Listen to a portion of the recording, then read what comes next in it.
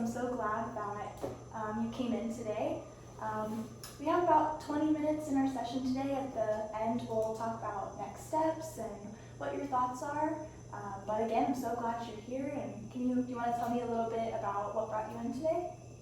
Well, Grace, I feel like I kind of get in this same, rut almost every spring. With work and my career, just trying to make some decisions about work and which path I should go. I just feel like I'm always get to this just state of confusion and not knowing which path to take. Okay, so I'm hearing that you're a little confused on what your next steps are regarding your career. Yes. Okay. Do you want to tell me a little bit about what your career is, what it entails? I've always, my whole career, I've vacillated between social work and teaching. So I took a breather year this year to teach preschool, and I'm enjoying it. I just don't think that it's something that I want to continue long term at this particular school. Can you tell me a little bit more about the specifics of your job and what you do on a day-to-day basis? Well, I'm a preschool teacher, a VBK teacher, so I have 18 students, so just again, teaching them, curriculum and that, and then I do teach an enrichment class in the afternoon, so that's more of like more of like a social studies type extra class. Okay, great. So can you tell me a little bit more about why you're unsure between the two paths, social work and teaching? Yeah, because I really, honestly, Grace, I enjoy both of them. I love children, so both avenues of that both careers, they both provide me, the ability to interact with children on a daily basis, which is something that I just enjoy greatly. So, but just they do complement each other in terms of career, but a classroom is very different than, say maybe a school social worker, whereas, you're dealing with many different children, their families on a daily basis, and, very different needs. For sure. What specific aspects of the classroom do you enjoy? Oh, I love the creativity of it. I love being able to kind of create that family environment, and being able to watch them, just grow and learn. I feel like, 4 and 5-year-olds are definitely an age where you can still mold them, if you will. They're not so set in stone in terms of like what their behavior and their thought processes and things like that. So it's just a fun and enjoyable age. So I'm hearing that you love the creativity aspect of it and being involved with the kids and the parents. Is there anything that would be considered maybe a con in your mind of being in the classroom? I think my biggest is as I've gotten older, I get more tired. So I want a job where I can come home and I don't have to continue to think about it and like prepare something or what am I doing the next day, and having that still on my mind. If you, for instance, you go to Target and work, you go and you come home and you're not bringing anything home, but really with both jobs, social work and teaching, you're still going to be bringing things home in your mind. It's hard for me to shut it off. So with that tired aspect that you brought up, what in your mind would be a job that you wouldn't have to take something home that you would still be able to enjoy? I'm not sure. That's really okay. Not sure. That's okay. So let's explore a little bit of the social work side now. So what are some things that you enjoy in the social work field? Again, it comes down to children and being able to interact with them and being able to, whether it's an individual session or going into the classroom and doing an activity, just that constant interaction, I think. I also did love the variety. Every day was absolutely different than the day before. Obviously, you still have some of your standard things that you have to do, but you never know what you're going to roll into each day. So in that respect, I did enjoy that. The principal where I was before kind of let me do whatever I wanted. So I did have some flexibility with creativity, which is something I enjoy too. I think I got emotionally burnt out, and that's why I needed to kind of, to take a step back and take a break. And I knew that going back to the classroom would provide that joy that I needed. For sure.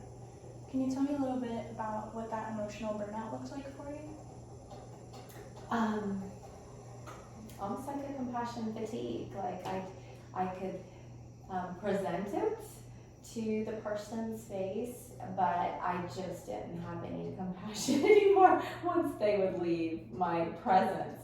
I think society's changing a lot, and people are not as much of pulling yourself up by your boots. They are ready for a handout, and it's very tiring to see a society that's not wanting to necessarily work hard for things. And when you're almost working harder than they are to help their situation, it wears on you. And we had some other things going on as well. We had a teenager living with us who actually was from the school. So it was a foster care type placement. So, and that was just exhausting. I didn't realize her needs would encompass as much as they did. Yeah. Thank you for sharing that. I'm hearing the word fatigue come up a lot. Do you think that there were other stressors in your life at the time when it comes to springtime and you're having this uneasiness and these apprehensive feelings? Are there other stressors that could be present? No, I don't think so. I will say that,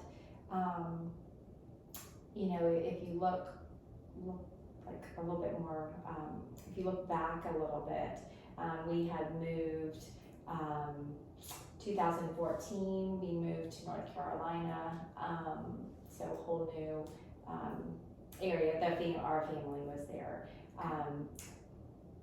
But just all the newness of that, and my father had gotten sick, so that threw a lot of different stresses in there, having to caretake as well as take care of his home and those type of things, and still trying to raise our kids in a new environment was very hard.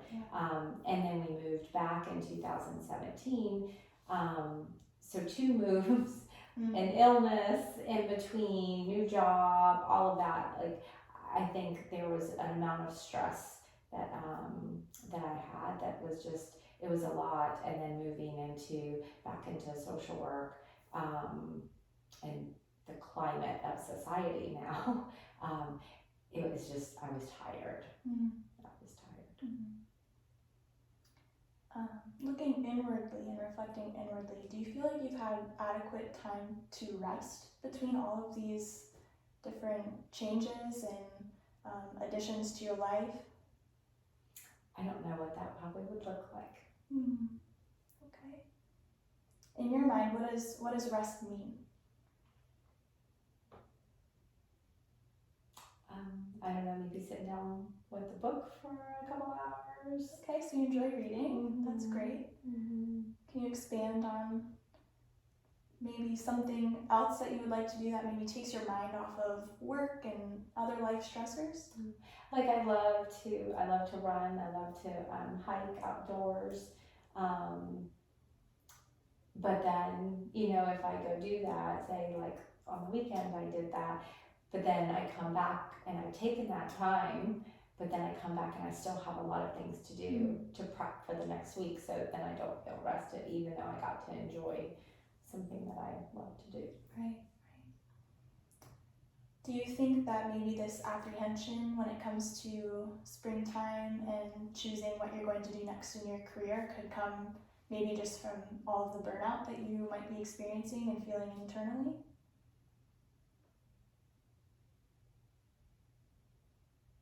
You know, it's a good question. I'm not sure. I don't know.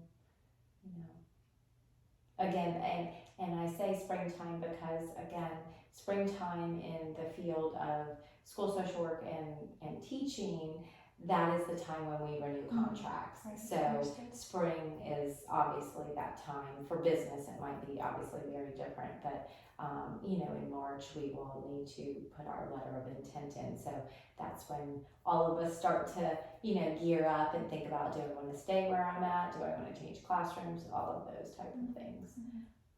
Have you been able to speak to any of your coworkers regarding this, these apprehension and these feelings of you're unsure what to do? Yeah, I have spoken to actually two of them. Okay, that's good. At least you have some people that you're able to turn to. Do you feel supported by them? Absolutely, and even my family. My family is very, I feel like I'm an open book sometimes. So I'm able to, you know, kind of share where I'm at, and they're able to kind of at least help guide me and walk me through. Good. May I ask what these coworkers have shared? Do they share similar experiences as you have with the? Absolutely. Well, right where I'm at right now, because we're at a private Christian school, there's not per se a curriculum, which makes it even doubly hard. So you're kind of creating and inventing the wheel, and I think that's probably part of what I'm tired of too. When you work at organizations like that don't have, I don't want to say step by step, but at least like, you know, a structure, a format to be able to follow. It's hard because then you're constantly having to, you know, almost reinvent the wheel every you know, every activity, every theme, every skill that you're trying to teach. That's definitely difficult, and I can understand how you feel tired and fatigued from having to do all of that, those different aspects of your work. Do you feel like social work gives you that step by step and that box that you can kind of go off of in your work? It does. Definitely is more structured, and you know, you work with a team. So school psychologist is doing their part. The guidance hopefully is doing their part as well. So you know, you're able to concentrate on, you know, usually, you know, the kids and the families.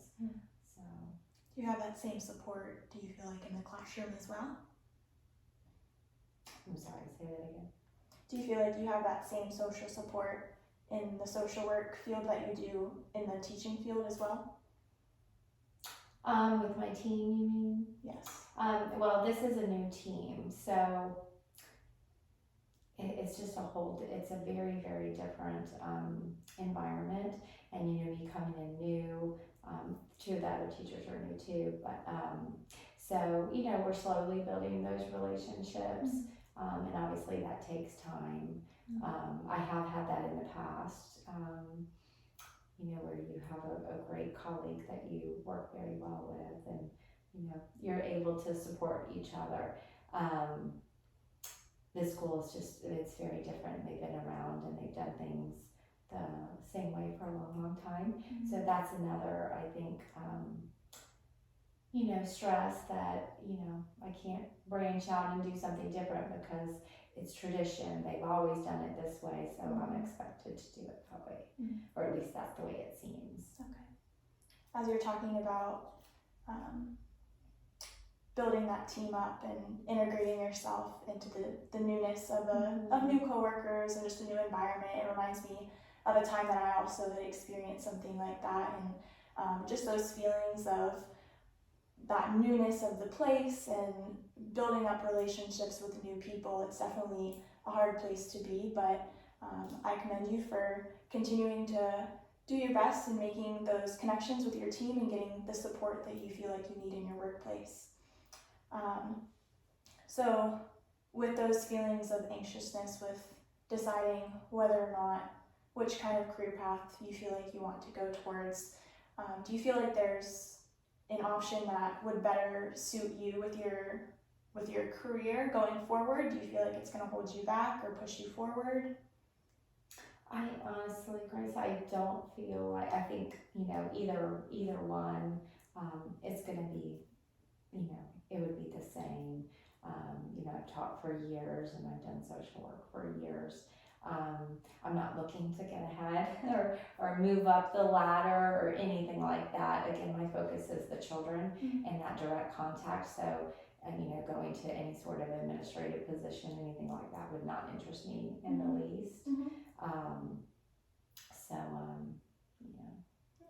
Sounds like you have two really great options, whether you decide to do teaching or social work. And it doesn't sound like you wanted to go work at Target, even though you don't take work home with you. But it does sound like you truly do enjoy that connection with the children that you work with. Absolutely, I do. Yeah, it brings me joy. So I think that you're seeing this shift in whatever you choose, you want to choose it out of what's going to bring you the most joy and what's going to fill your cup, as you said. So at this moment, do you think that there's an option that would do that more than the other, or are you still having those unsure feelings?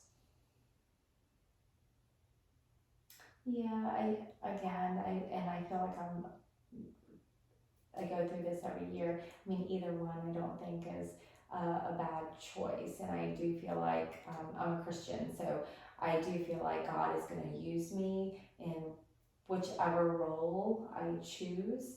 Sometimes I just want him to like pinpoint me and say, okay, this is where you need to be, and just stay there. And I almost sometimes think that he was trying to really tell me to stay where I was last year, and I chose not to listen. And maybe the summer months would have just given me enough of that breather that I would have been fine. And so he's still working it out good where I am, to be with the kids that I have in my classroom. But sometimes I wonder if he was telling me it's a little hard, but rely on me, and I'm gonna kind of bring you through. So as a Christian, it sounds like your faith is very important to you, and you use it for a lot of the decisions that you make in your life. Okay. Absolutely. Okay. Have you been able to go through your church or any small groups with how you're feeling? Have people been able to pray with you about this? I have not. I had stepped out of, I think we finished our small group in December, right before Christmas, and then my husband and I are going to be starting a group next week. So so I didn't re-engage in a small group. So I do talk with friends periodically, but that hasn't been something on my radar when we've gotten together recently. So. Okay. How do you feel about seeking counsel through your church? Like through prayer or meeting with the pastor? Is that something that would interest you? Probably not with the pastor or over something like this, but I definitely, I'm always in prayer. So that's definitely something that I utilize, and definitely going into his word to, be able to discern where he wants me. That's great. After you speak with the Lord and through your prayer, do you feel that those feelings subside? I do feel like he is still just guiding me, and he's saying, just be patient, I'm working it all out. So I don't feel like an anxiousness like I have in the past. Okay. So that's good. That's good. Sure. Excuse me. Is that something that you do often, that you're able to bring your feelings into prayer? Oh, absolutely. It's just like a conversation, so he typically knows how I'm feeling. Okay. That's good. That's great that you're able to have that out and be able to, take those feelings and communicate them, especially in a spiritual sense compared to or in addition to the social support that you had mentioned earlier, like with your friends and I'm sure your spouse and your family, what does your spouse usually encourage you with when you're speaking with them about these feelings and deciding which kind of career path you're going to take? He's very supportive of whichever avenue I would choose. I know he would prefer sometimes like for me just to not work or to work part-time, but I'm not okay with that. Okay. I mean, this year even taking a step back, and I do feel like it's, definitely part-time, even though I feel like I'm still doing as much as I would be full-time. I